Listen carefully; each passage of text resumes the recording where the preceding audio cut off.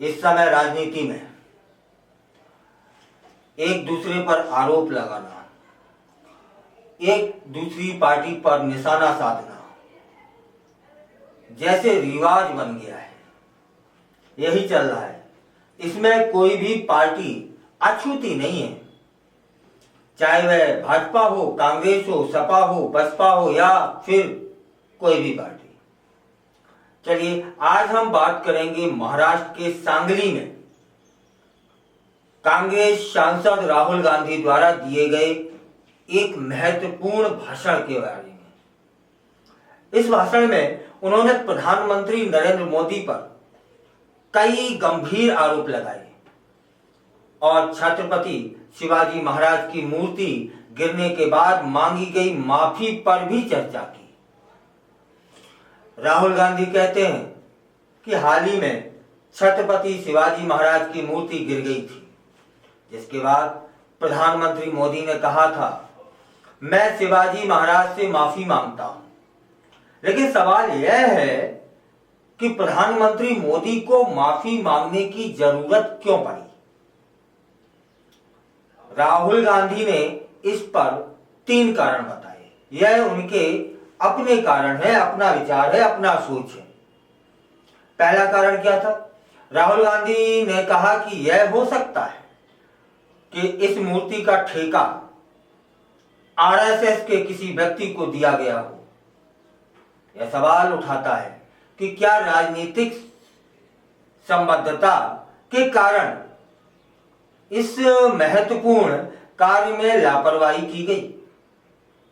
क्या यह एक संकेत है कि राजनीतिक हितों ने अपनी इस मूर्ति के निर्माण और रखरखाव को प्रभावित किया?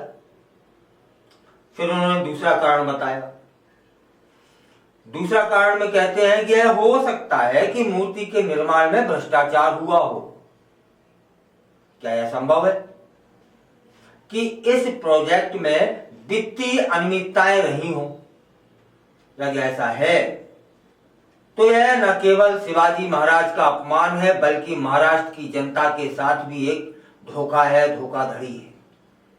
चलिए अब बढ़ते हैं उनके तीसरे कारण की ओर कि राहुल गांधी ने प्रधानमंत्री के माफी मांगने के 3 कारण बताए थे। 2 तो आप समझ ही गए होंगे। तीसरे कारण में कहते हैं कि यह हो सकता है कि मूर्ति को खड़ा रखने में असफलता रही हो। क्या यह लापरवाही थी? क्या किसी ने सुनिश्चित करने की कोशिश नहीं की कि यह महत्वपूर्ण प्रतीक सुरक्षित रहे? राहुल गांधी ने कहा कि यह प्रधानमंत्री मोदी का शिवाजी महाराज के लिए अपमान है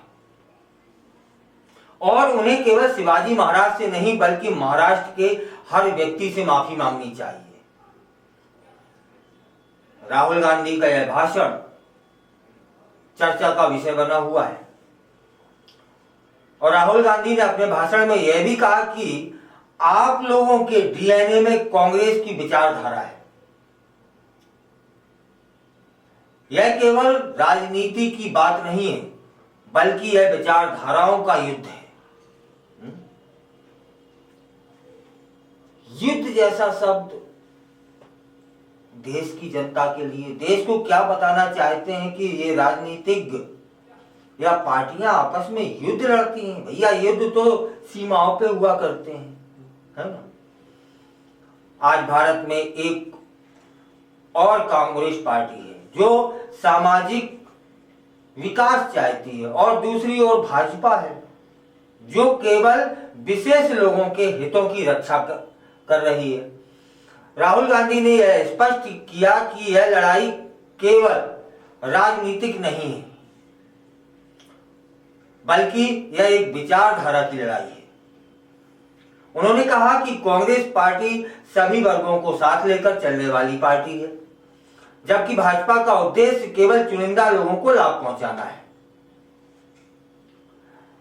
राहुल गांधी यहां तक नहीं रुके, अब इसमें आगे बढ़ते हैं। बताते हैं वे कि अगर आप छत्रपति शिवाजी महाराज, साहू जी, फुले जी को पढ़ेंगे